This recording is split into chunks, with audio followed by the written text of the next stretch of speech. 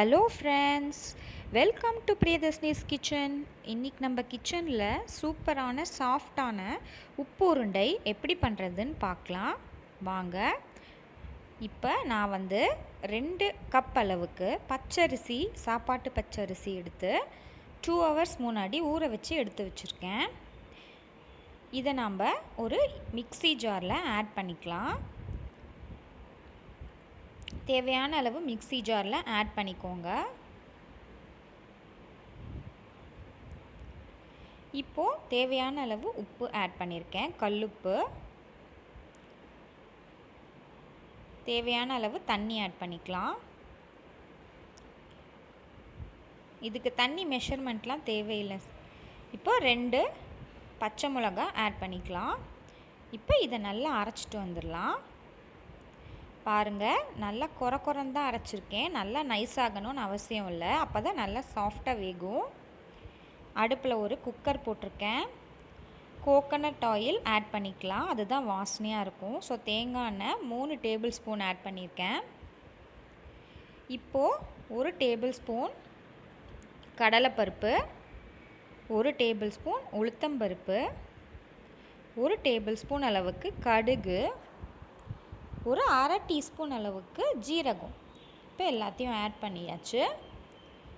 இதெல்லாம் நல்லா colour change ஆகட்டும். அதுக்குள்ளே கொஞ்சமாக பெருங்காயத்தூள் ஆட் பண்ணிக்கலாம். கருவேப்பிலை, அப்புறம் கொத்தமல்லி கொஞ்சமாக நறுக்கி வச்சுருக்கேன் வாசனைக்கு, அதை ஆட் பண்ணிக்கலாம். இப்போ இது எல்லாமே நல்லா ஃப்ரை ஆனதுக்கப்புறம் ஒரு அரை கப் அளவுக்கு தேங்காய் ஆட் பண்ணியிருக்கேன். தேங்காய் ரொம்ப வதக்க தேவையில்லை, 2 நிமிஷம் வதக்கிக்கலாம். இப்போ நம்ம அரைச்சி வச்ச மாவு இருக்கு இல்லையா, ஸோ அதை நம்ம பச்சரிசி மாவை ஆட் பண்ணிக்கலாம். ஆட் பண்ணிவிட்டு நல்லா கலரி விட போகிறோம்.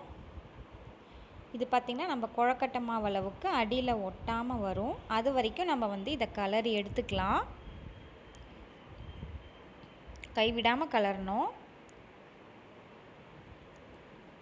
தண்ணி நீங்கள் அளவு நிறையா ஊற்றிட்டிங்கன்னா கூட ஒன்றும் தப்பு இல்லை, நல்லா கெட்டி ஆகிடும். பாருங்கள், இந்த அளவுக்கு மாவு அடியில் ஒட்டக்கூடாது. பாருங்கள், குக்கரில் ஒட்டாமல் வருது இல்லையா. ஸோ இந்த அளவுக்கு நம்ம கலரி இதை நம்ம எடுத்துக்க போகிறோம். இன்னும் ஒரு 2 நிமிஷம் கலரியாச்சு. இப்போ அடுப்பை நம்ம ஆஃப் பண்ணிடலாம். அடியில் ஒட்டாமல் வந்துருச்சு இல்லையா. பாருங்கள், இந்த ஸ்டேஜ் வந்ததுக்கப்புறம் நம்ம இதை கீழே இறக்கி வச்சிடலாம். இப்போ இதை இறக்கி வச்சு ஒரு 5 நிமிஷம் நல்லா 10 நிமிஷம் ஆற விடுங்க. கை பொறுக்கிற அளவுக்கு சூடு வர வரைக்கும் இதை ஆற விட்டுடலாம். ஆறுனதுக்கப்புறமா கொஞ்சமாக கையில் எண்ணெய் தொடச்சிண்டு இதை நல்லா நம்ம பிசைஞ்சு எடுத்துக்கலாம்.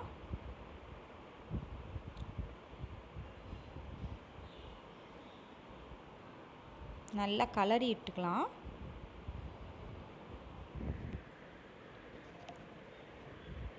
இப்போ நம்ம இதை சின்ன சின்ன பால்ஸ் மாதிரி நம்ம உருண்டை பிடிச்சிக்கலாம்.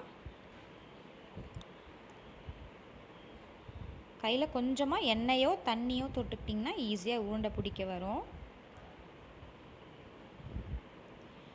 இந்த மாதிரி நல்லா உருண்டை பிடிச்சி எடுத்து வச்சுக்கலாம். எனக்கு 2 டம்ளர் அரிசி போட்டதுக்கு இவ்வளோ கிடச்சிருக்கு.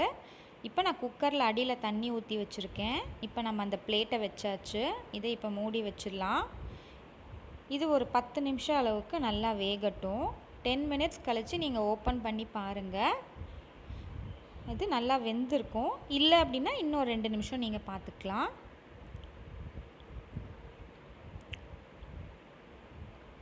வெயிட்டர் போடக்கூடாது, ஆவியில் வேக வைக்கணும்.